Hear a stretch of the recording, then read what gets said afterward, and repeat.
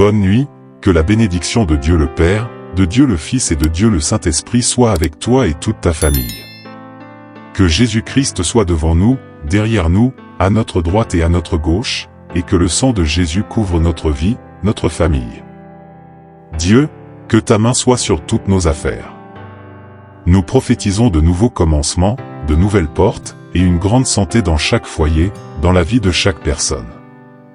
Accorde-nous ta grâce, Père, donne-nous de la force, du courage, et une vision de ce que tu as réservé pour nous dans l'avenir.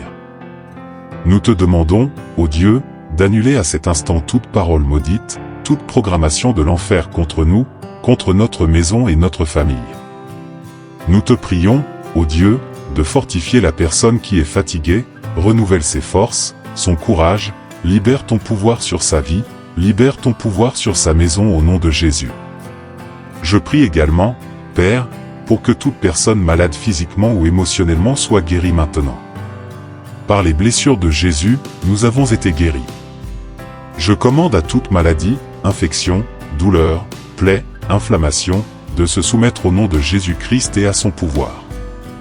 Je prie aussi, Père, pour toute personne ayant une barrière à sa santé physique et qui ne parvient pas à la surmonter.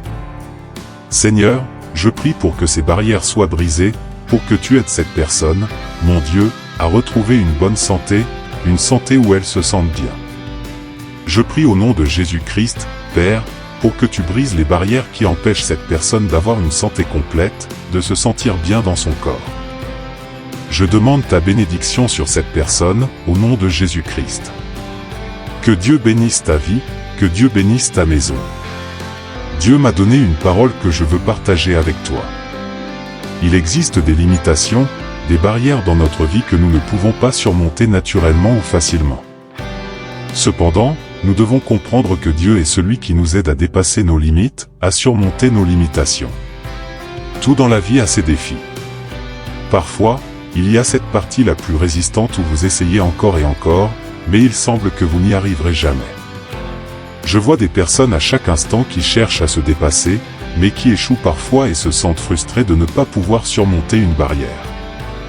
Elles essaient, elles font leur part, mais n'y parviennent toujours pas. Certaines tentent de perdre du poids, d'autres de réussir un concours, de démarrer une entreprise, ou de trouver plus de courage et de force pour accomplir les choses, mais il semble qu'une barrière, une limitation, les en empêche. La Bible dit que David faisait des exploits sur le champ de bataille. Quand la Bible parle d'exploits, elle parle de choses surnaturelles. C'est quand vous parvenez à franchir la barrière du naturel, à briser une limitation, à surmonter quelque chose qui vous empêche d'avancer. La Bible nous dit que Dieu fortifiait David, qu'il faisait en sorte que David réalise des exploits sur le champ de bataille, des choses que d'autres hommes ne pouvaient pas accomplir aussi facilement. Et ce n'était pas seulement parce que David était habile, capable, ou un grand athlète, un excellent guerrier. Non, Dieu avait posé sa main sur David, et la faveur de Dieu accompagnait la vie de David. Nous devons demander cela à Dieu. Tous, nous nous retrouvons à des moments où il y a des limitations dans notre vie, qu'elles soient financières, où vous voulez vraiment faire quelque chose, mais vous n'y arrivez pas, car il semble que ces ressources sont inaccessibles pour vous. Il y a des rêves que nous croyons réservés aux autres, car ils semblent si éloignés, si hors de portée pour nous. Et parfois, vous ne voyez pas de moyens naturels pour résoudre les choses.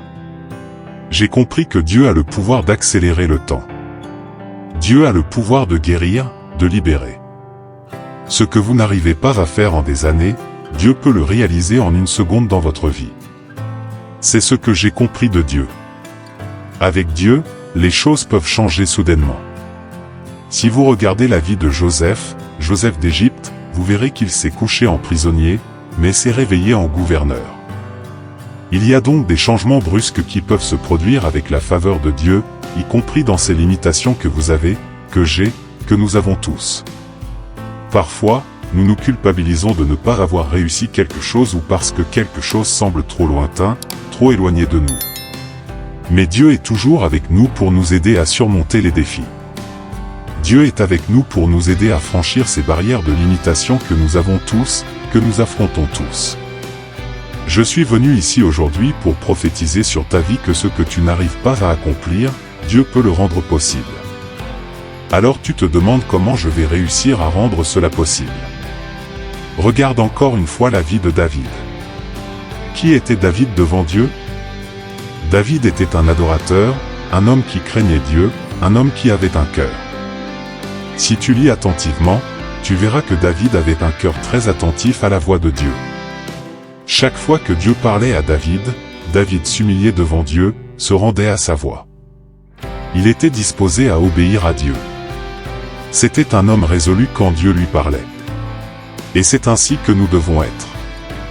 Quand Dieu nous parle, nous devons nous briser, accepter la volonté de Dieu, être guidés par Dieu. Je crois que nous vivons ici sur cette terre pour nous mouvoir, car la plupart des gens agissent uniquement en fonction de ce qu'ils pensent, de ce que les autres disent d'eux, ou de ce que leurs conditions leur dictent. Mais toi, tu dois te mouvoir non pas par tout cela, mais par une parole de Dieu. C'est la parole de Dieu qui doit te diriger. Tu dois faire de la parole de Dieu tes yeux et tes pieds pour marcher. Tu dois comprendre que la direction de Dieu est comme une pensée dans ta tête. La direction de Dieu est comme une pensée. Par exemple, si je pense à tendre ma main vers cette bouteille d'eau, je vais l'atteindre. Et si je décide de remettre la bouteille à sa place, ma pensée va donner l'ordre à mon bras de le faire. La voix de Dieu est comme une pensée, et cette pensée doit nous pousser à agir, elle doit nous motiver à faire des choses. Peut-être que nous prions mal, car nous n'avons pas besoin de toujours demander « Dieu, parle-moi ».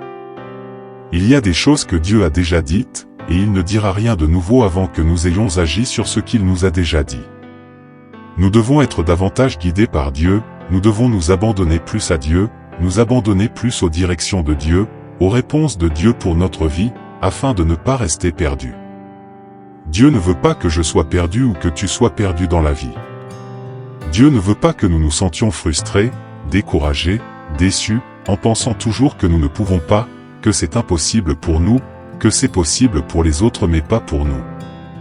Ces pensées sont des pensées limitantes, elles engendrent dans la vie de la personne un mécontentement, une tristesse, car à partir du moment où je désire faire quelque chose mais que je n'y arrive pas parce que je pense que c'est inaccessible, deux choses peuvent se produire, soit j'abandonne et je me décourage, soit je prends une décision, je vais y aller, et Dieu va me rendre capable.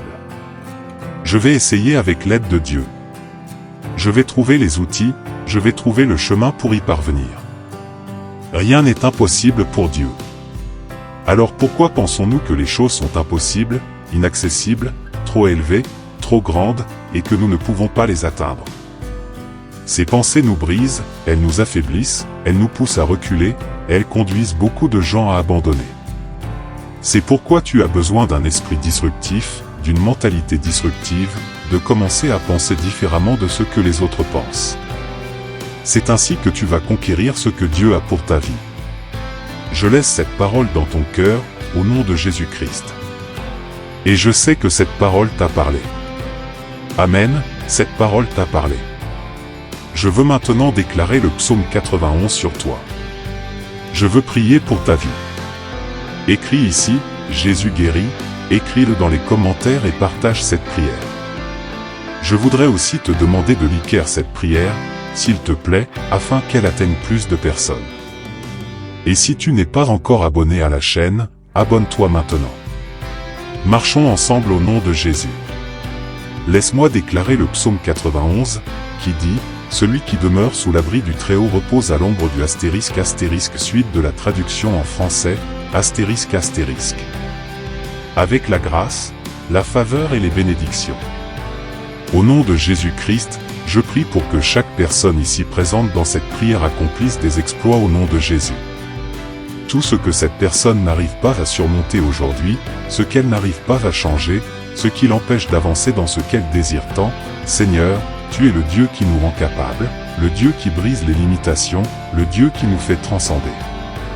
Et je te demande maintenant, au nom de Jésus, de libérer ta puissance, Père, sur la vie de chaque personne. Au nom de Jésus-Christ, je te bénis, je bénis ta vie, ta maison et ta famille. Amen et Amen. Amen, chers amis, saisissez la bénédiction de Dieu, saisissez cette prière et partagez-la avec le plus grand nombre de personnes possible. Que Dieu vous récompense à plusieurs reprises si Dieu le veut. Un grand merci à tous, que Dieu vous bénisse. À très bientôt.